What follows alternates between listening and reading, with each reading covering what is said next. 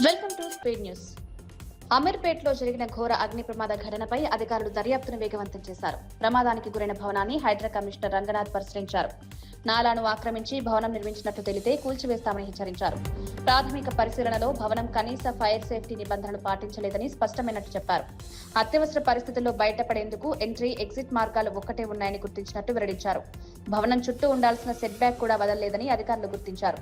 మరోవైపు ప్రమాదానికి సమీపంలోని హర్ష డీలక్స్ మెస్ కారణమని స్థానికులు ఆరోపిస్తున్నారు. ఘటన ఎలా జరిగిందనే అంశంపై పోలీసులు అన్ని కోణాల్లో విచారణ కొనసాగిస్తున్నారు. వీళ్ళు కొంతమంది చెప్తున్నారు, ఇంకొంతమంది ఏమో షార్ట్ సర్క్యూట్ అయ్యి రావడానికి ఛాన్సెస్ ఉన్నాయి, ఏసీస్ కొన్ని ఏదో రిపేర్ అవుతున్నాయి అన్నారు. ఏదైనా కానీ అది రేపు ఇన్వెస్టిగేషన్లో ఎంక్వైరీలు అంతా కూడా బయటికి వచ్చేటటువంటి ఉంటుంది. But one thing is common, మన అన్నింటిలో చూడాల్సింది దీంట్లో కూడా ఎంట్రీ ఎగ్జిట్ ఒకటే ఉంది. తెలంగాణలో జనసేన అధినేత పవన్ కళ్యాణ్ చేసిన వ్యాఖ్యలపై ప్రజాశాంతి పార్టీ అధ్యక్షుడు కేఏ పాల్ స్పందించారు.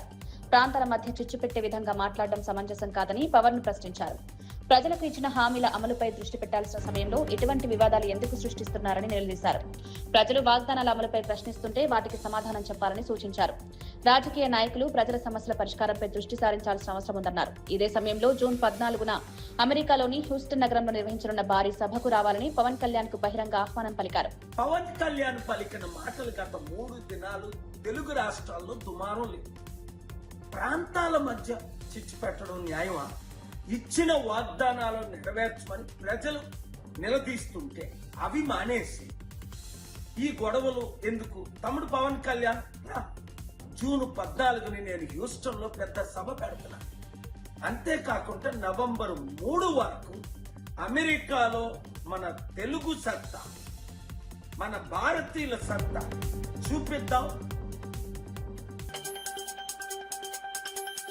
అమీర్పేట అగ్ని ప్రమాదంలో నష్టపోయిన కుటుంబాలకు తక్షణ పరిహారం అందించాలని బీఆర్ఎస్ నాయకురాలు కవిత డిమాండ్ చేశారు. ప్రమాదం జరిగిన గంటన్నర తర్వాత ఫైర్ డిపార్ట్మెంట్ ఘటనా స్థలానికి చేరుకోవడం ఆందోళన కలిగించే విషయమన్నారు.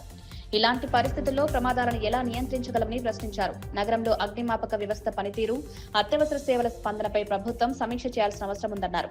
ఈ ఘటనపై ముఖ్యమంత్రి రేవంత్ రెడ్డి ప్రత్యేక రివ్యూ నిర్వహించి బాధ్యులపై చర్యలు తీసుకోవాలని కోరారు. గంటలు ప్రయత్నం చేసి మంటలు అదుపులోకి తీసుకొచ్చినటువంటి మాట వాస్తవం. కానీ ఈ స్థలానికి చేరుకోవడానికే గంట బావు కావడంతో చాలా తీవ్రమైనటువంటి ఆస్తి నష్టం జరిగిందని చెప్పి మేము భావిస్తూ ఉన్నాం. యావత్ తెలంగాణలో కూడా గత సంవత్సరంతో పోల్చుకుంటే మరి ఈ సంవత్సరం ఎండలు ఎక్కువ ఉండడంతో దాదాపు పర్యావరణ పరిరక్షణ లక్ష్యంగా సైకిల్ ర్యాలీ నిర్వహించినట్లు హోంమంత్రి అనిత తెలిపారు. వాహనాల వినియోగాన్ని తగ్గించడం ద్వారా కాలుష్యాన్ని నియంత్రించవచ్చన్నారు. పశ్చిమాసియా యుద్ధం కారణంగా ఏర్పడిన ఇంధన, ఆర్థిక సంక్షోభ పరిస్థితులను దృష్టిలో ఉంచుకుని ఒకరోజు నో వెహికల్ డేగా పాటించాలని నిర్ణయించుకున్నట్లు వెల్లడించారు. ప్రజల్లో పర్యావరణంపై అవగాహన పెంచడమే ఈ కార్యక్రమం జరిగింది. ఈ ఆదేశాలను ఈరోజు ప్రపంచ పర్యావరణ దినోత్సవం సందర్భంగానే కాకుండా గౌరవ ముఖ్యమంత్రి గారు మొన్న పశ్చిమాసియాలో జరిగిన యుద్ధానికి కారణంగా వచ్చే సంక్షోభాలను ఎదుర్కోవడానికి కూడా మనకి ఒక 1 డే మాత్రం కంపల్సరీగా నో వెహికల్ డే కూడా ఏర్పాటు చేయడం జరిగింది. దానిలో భాగంగానే మీ అందరికీ తెలుసు, ఇప్పటికే గౌరవ మంత్రులు అదేవిధంగా ఎమ్మెల్యేలు చాలామంది ఒక్కరోజు కూడా సైకిల్ మీద ప్రయాణం చేసే పరిస్థితి కూడా మీ అందరికీ కూడా తెలుసు. అంటే ఈరోజు మన పర్యావరణాన్ని మనమే కాపాడుకోవాలి, మనకి ఆ సోషల్ రెస్పాన్సిబిలిటీ ఉంది. రేపు పొద్దున ఎటువంటి పొల్యూషన్స్ నుంచి కూడా మనం కాపాడుకోవాలనుకుంటే ఇప్పటి నుంచి కూడా మనం ఆ పర్యావరణాన్ని కాపాడుకుంటేనే మన భవిష్యత్తు బాగుంటుందనే ఉద్దేశంతో చేస్తున్న ప్రతి కార్యక్రమానికి కూడా ప్రజల దగ్గర నుంచి కూడా అపూర్వమైన స్పందన రావడం నిజంగా చాలా మంచి పరిణామం కింద భావించాలి. పార్టీ ప్రోగ్రామ్స్ ఏదైనా కూడా విత్ ఇన్ కాన్షియన్స్లో చేసేటప్పుడు కంపల్సరీ సైకిల్ని యూజ్ చేయాలి అని చెప్పడం కూడా జరిగింది. దీనివల్ల 2 బెనిఫిట్లు, ఒకటి ఏంటంటే పొల్యూషన్ కంట్రోల్, అదేవిధంగా పర్యావరణ పరిరక్షణతో పాటు ఆరోగ్యానికి కూడా మంచిది అని ఒక మంచి ఉద్దేశంతో గౌరవ ముఖ్యమంత్రిగా చేసిన ఈ కార్యక్రమానికి ప్రజల వైసీపీ అధినేత జగన్మోహన్ రెడ్డి ప్రజల పట్ల బాధ్యతతో వ్యవహరించాలని ఎమ్మెల్యే కొలికపూడి శ్రీనివాసరావు అన్నారు. అమరావతి ఉద్యమం జరుగుతున్న సమయంలో 3 రాజధానుల ప్రతిపాదన తీసుకువచ్చారని గుర్తు చేశారు. ఇప్పుడు అమరావతి నిర్మాణ పనులు కొనసాగుతున్న వేళ 3 నగరాల అంశాన్ని ప్రస్తావించడం గందరగోళానికి దారితీస్తోందని విమర్శించారు. ప్రజలకు స్పష్టమైన విధానం చెప్పాల్సిన బాధ్యత ప్రతిపక్ష నాయకుడిగా జగన్ పై ఉందన్నారు. రాష్ట్ర అభివృద్ధి, రాజధాని నిర్మాణం వంటి కీలక అంశాల్లో రాజకీయ ప్రయోజనాల కంటే ప్రజల ప్రయోజనాలను ముందుకు పెట్టారని సూచించారు.